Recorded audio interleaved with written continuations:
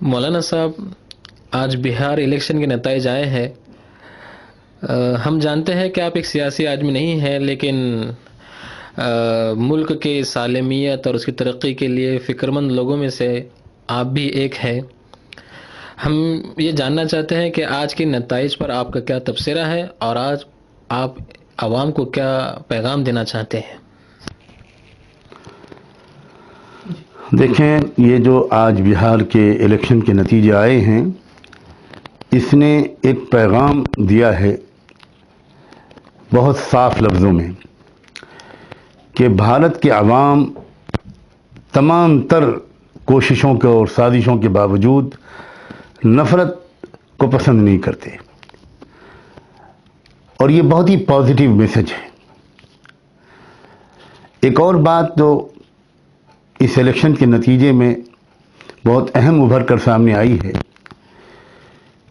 کہ ملک کا جو اصل مسئلہ ہے وہ ہزاروں سال سے یہ ہے کہ ملک کے اصلی باشندوں کو اور بہت بڑی اکثریت کو کچھ خاص طبقے کے لوگوں نے اپنی سازشی مہارت کے نتیجے میں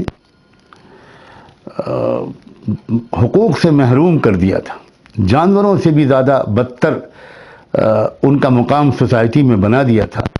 کسی کو شودر کے نام پر، کسی کو دلت اور مہا دلت کے نام پر، اور کسی کو بیکورڈ کے نام پر، کسی کو او بی سی اور کسی کو موسٹ بیکورڈ کے نام پر، اور کچھ کو مذہبی اقلیتوں کے نام پر حاشیے پر ڈال دیا تھا۔ اور ایک چھوٹی سی اقلیت ہے جو پورے ملک کے وسائل پر قبضہ جما کر اور عیاشیاں کر رہی ہے اور ظلم کے پہاڑ توڑ رہی ہے۔ بہار کے الیکشن میں ان مظلوم طبقات کے اتحاد نے یہ کرشمہ دکھایا ہے کہ کروڑ روپے جو خرچ کیے گئے، بلکہ اربوں روپے جو خرچ کیے گئے، وہ سب سے متاثر نہ ہو کر انہوں نے مظلوموں نے متحد ہو کر ظالموں کا صفایا کرنے کی کوشش کی۔ اور یہ وہ چیز ہے جس کو ہر بھارت کے پرامن اور انصاف پسند شہری کو سمجھ لینا چاہیے کہ اب اس سے ہم کو مستقبل کا ایک پروگرام ملتا ہے۔ یہاں خوشیاں منانے کا صرف موقع نہیں ہے، بلکہ اب کمر کس کے مظلوموں کو متحد کرنے اور ان کو ایک کامن منیمم پروگرام کے تحت ان کو متحد کر کے ملک کے اندر امن و انصاف کی فضا کو قائم کرنے کی جدوجہد ہر اس شخص کو کرنی چاہیے جو اس ملک کا خیر خواہ ہے، اس ملک کی ترقی چاہتا ہے، اور ہر پہلو سے اس ملک کو وہ عزت کے ساتھ دنیا کے نقشے پر قیادت کرتا ہوا دیکھنا چاہتا ہے۔ جہاں یہ کامیابی ہے ان لیڈروں کی جنہوں نے ان مظلوموں کو متحد کیا، وہاں اب ان کے سر پر ایک بہت بڑی ذمہ داری بھی آ پڑی ہے۔ ان کو یہ یاد رکھنا چاہیے کہ ان کی اس فتح کے پیچھے بہت سے لوگوں کی قربانیاں ہیں۔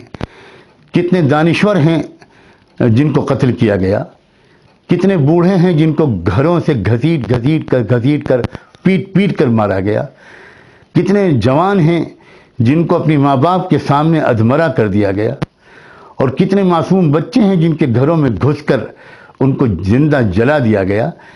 یہ قربانیاں تھیں۔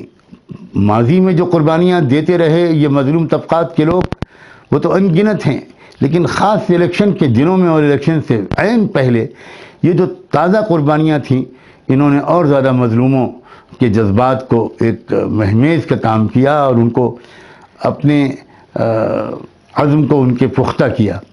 تو انہیں یاد رکھنا چاہیے کہ ان کی اس کامیابی میں ان مظلوموں کا خون شامل ہے۔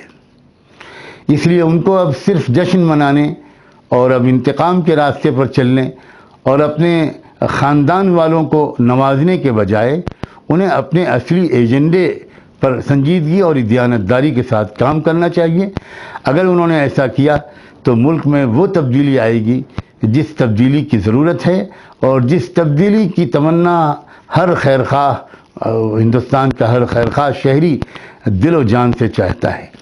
اور یہ بھی ان کو یاد رکھنا چاہیے کہ یہ جو سزا بہار کے عوام نے اور مظلوم عوام نے دی ہے، ایک مخصوص ظالم گروہ کو یہ سزا بھی اسی لیے دی ہے کہ اس نے عوام سے کیے گئے وعدے پورے نہیں کیے۔ تو اب عوام بیدار ہو گئے ہیں، ان کے اندر شعور جاگ گیا ہے۔ اب وہ اگر وعدوں پر یقین کرنا جانتے ہیں تو وعدے پورا نہ کرنے والوں کو سبق سکھانا بھی جانتے ہیں۔ بہرحال اس الیکشن نے ان تمام لوگوں کے دلوں میں امیدوں کا چراغ ضرور روشن کیا ہے جو سماج کی سیوا کر رہے تھے، اور مختلف میدانوں میں ان کی یہ کوشش تھی کہ ملک میں لوگوں میں امن کی اور اعتماد اور بھروسے کی فضا قائم ہو، اور خاص طور پر مظلوموں کو ان کا انصاف ملے۔ اب آنے والا دور یہ مظلوموں کو متحد ہو کر قدم بقدم آگے بڑھانے کا ہے۔ میری نیک خواہشات اس ملک کے ہر خیر خواہ کے ساتھ ہیں، پوری انسانیت کے ہر بہی خواہ کے ساتھ ہیں، اور وہ لوگ خاص طور پر جو اس وقت امیدوں کا مرکز بنے ہیں، میں ان کے لیے یہ خواہشات پیش کرتا ہوں مبارکباد کے ساتھ کہ ان پر اب ذمہ داری بہت زیادہ بڑھ گئی ہے۔ وہ اپنے ریاست میں اور آگے بڑھ کر پورے ملک میں اس تحریک کو آگے بڑھائیں۔ امید ہے کہ کامیابی ان کے قدم چومے گی۔ بہت بہت شکریہ۔